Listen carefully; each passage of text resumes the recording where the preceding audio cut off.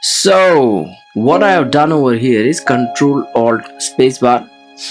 So I have created this odd shape so that I could explain you this next parameter, Control Alt Spacebar. I have created this object. Along with that, I have given some modifiers to it. The first one is the bevel thing, so that I could give it a smooth rounded corner.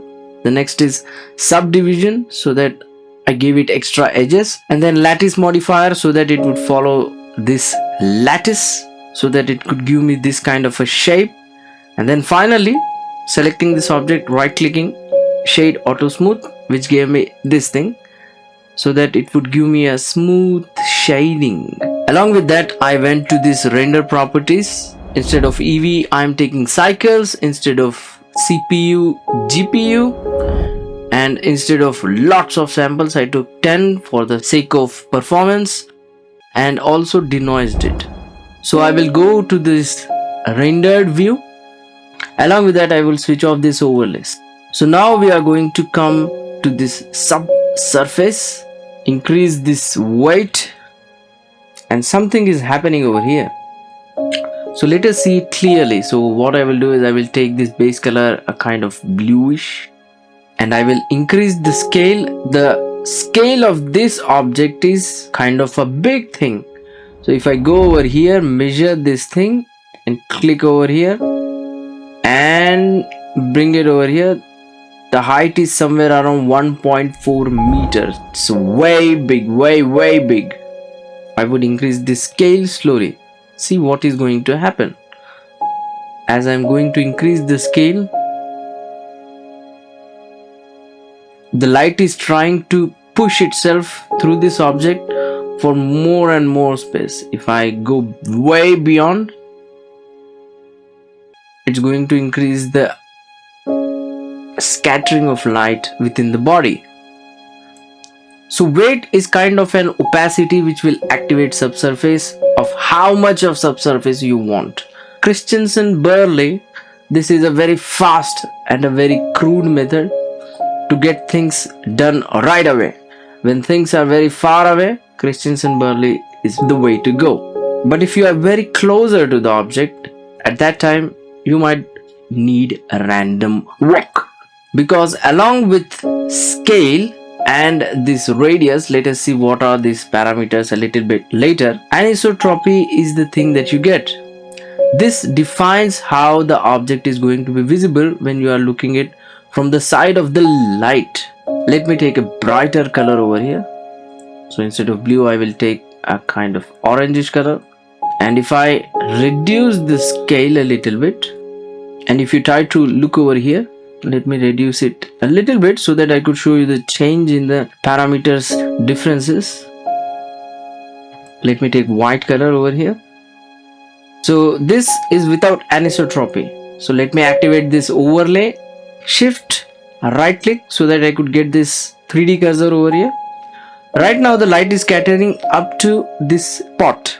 If I start increasing anisotropy, it is going to go way beyond this thing. So anisotropy controls how far and how prominently the light goes within the body.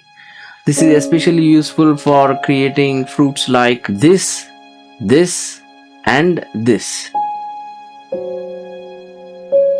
So I will switch off the overlays, and the next thing is random walk, especially for skin, because you get a new value called IOR.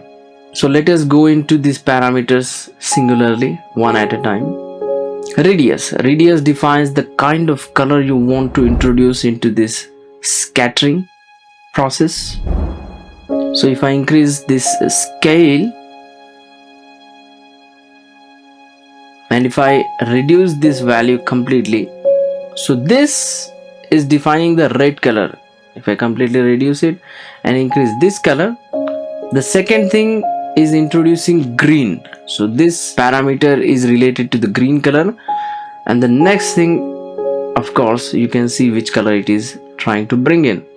So red, green, and blue. And the great thing about this is, what you can do is you can search for RGB color, and you can directly influence the color from here.